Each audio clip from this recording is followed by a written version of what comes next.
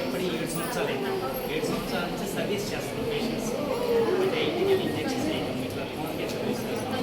ఆ సందర్భంలో సార్ కలిసి గర్భవతులు ఇలా చేయాలి